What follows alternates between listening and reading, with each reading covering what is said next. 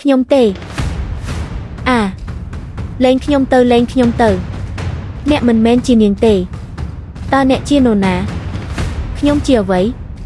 មនុស្សដែលខ្ញុំចង់បានមិនមែនអ្នកទេតើនាងនៅឯណាអ្នកណាតើអ្នកដែលបានជួយសង្គ្រោះខ្ញុំនៅឯណាតើនាងនៅឯណាអ្នកនិយាយថាប្អូនស្រីរបស់ខ្ញុំនាងបានរៀបការជាមួយអ្នកផ្សេង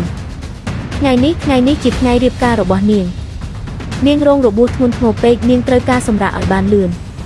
បងស្រីហេតុអ្វីបានជាអ្នកខ្វល់ពីនាងវាគ្រាន់តែជាពស់មួយក្បាលវាស្លាប់ទៅហើយនាងមានវិញ្ញាណយើងមិនអាចគ្រាន់តែមើលនាងស្លាប់បានទេមិនអីទេអ្នកជួយសង្គ្រោះនាងខ្ញុំនឹងរងចាំនៅទីនេះ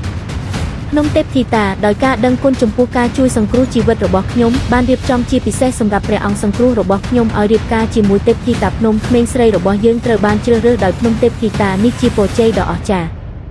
ភ្នំទេពធីតាតើនោះជាពស់ដែលប្អូនស្រីរបស់ខ្ញុំបានជួយសង្គ្រោះមែនទេ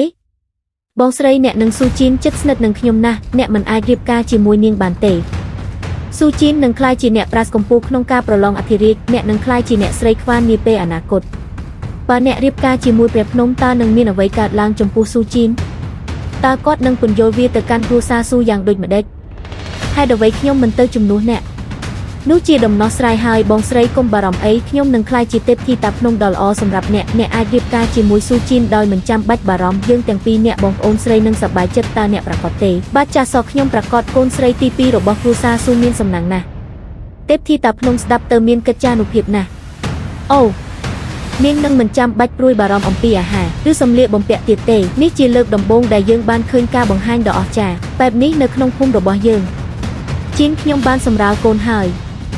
អ្នកនាងសិនវ័យស៊ូជីនសូមថែរក្សាខ្ញុំនៅពេលអនាគតតើអ្នកបានញ៉ាំអាហារហើយឬនៅខ្ញុំបានសម្រាលកូនហើយខ្ញុំនឹងចាក់ចេញដោយគ្មានប្រាក់ឈ្នួលមួយកាក់កំសត់ណាស់ខ្ញុំនឹងទៅធ្វើមីមួយចានឲ្យអ្នកមិនអីទេយ៉ាងហោចណាស់វាក្តៅនៅហេតុអ្វីបានជាអ្នកនៅទីនេះអ្នកទើបតែបោះបង់ចោលខ្ញុំបែបនេះអ្នកមិនអាចគេចផុតបានទេ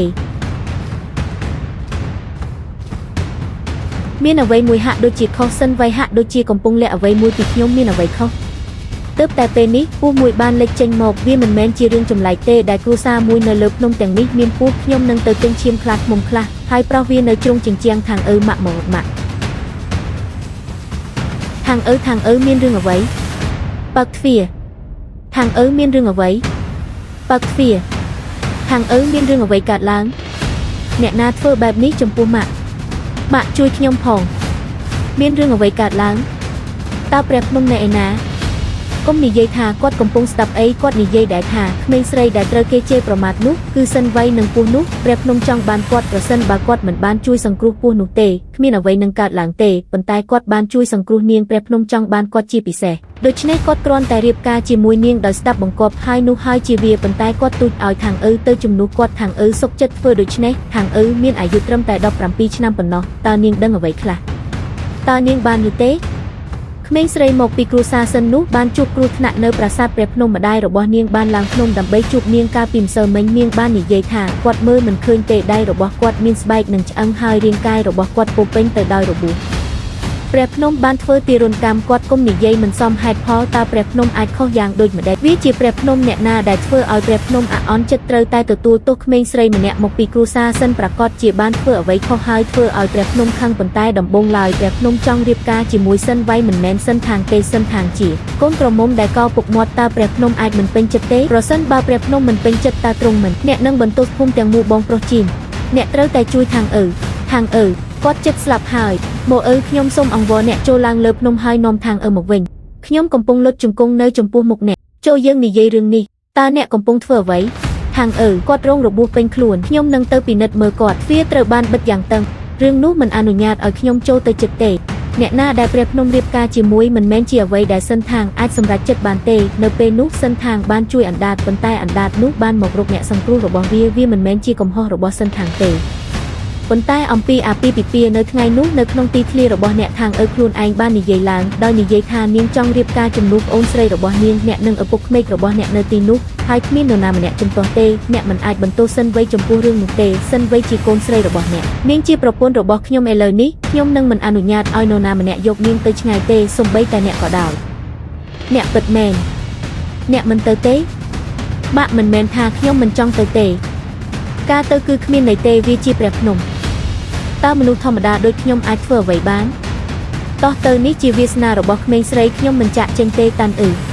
អ្នកគិតថាអ្នកអាចគេចផុតពីការក្តាប់របស់ខ្ញុំដោយគ្រាន់តែរៀបការជាមួយអ្នកផ្សេងតើអ្នកចង់បានអ្វីខ្ញុំបានប្រគល់តំណែងរបស់ខ្ញុំជាព្រះភ្នំទៅឲ្យប្អូនស្រីរបស់ខ្ញុំរួចហើយតើអ្នកចង់បានអ្វីទៀតសម្បត្តិអាពាហ៍ពិពាហ៍របស់ខ្ញុំសរសេរថាព្រះអង្គសង្គ្រោះគឺអ្នកដែលជួយសង្គ្រោះខ្ញុំគឺអ្នកមិនមែនប្អូនស្រីលោកខ្លួនរបស់អ្នកទេប៉ុន្តែនាងបានរៀបការជាមួយអ្នកដូច្នេះតើយ៉ាងម៉េច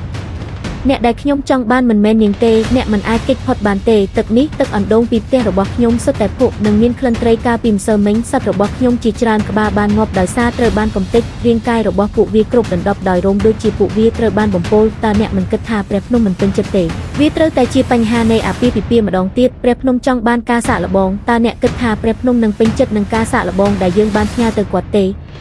ព្រះភ្នំខឹងខ្លាំងណាស់មានរឿងអ្វី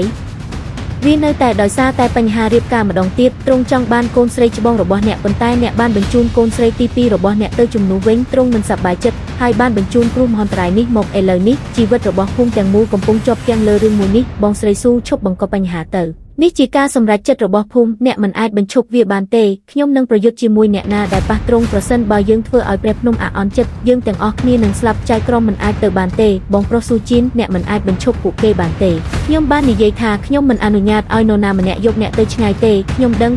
ថាអ្នកបានព្យាយាមអស់ពីសមត្ថភាពហើយខ្ញុំនឹងទៅជាមួយអ្នកកន្លែងនេះកាន់តែអាក្រក់ជាងលើកមុនទៅទៀតឈប់និយាយមិនសមហេតុផលដាក់ទឹកមុខចុះក្រាបថ្វាយបង្គំហើយចាក់ចេញចៅក្រមវាមិនមែនថាយើងគ្មានបេះដូងទេប៉ុន្តែជីវិតរបស់មនុស្សរាប់រយនាក់នៅក្នុងភូមិស្ថិតនៅក្នុងដៃរបស់អ្នកចូលទៅក្នុងវត្តហើយនិយាយជាមួយព្រះភ្នំឲ្យបានត្រឹមត្រូវប្រសិនបើទ្រង់ពេញចិត្តប្រហែលជាទ្រង់នឹងអនុញ្ញាតឲ្យអ្នកទៅមួយរយៈអ្នកមិនចូលទៅទេយើងនឹងរងចាំនៅខាងក្រៅអ្វីរងចាំរហូតដល់ខ្ញុំស្លាប់ទើបយើងអាចត្រឡប់ទៅរាយការណ៍វិញ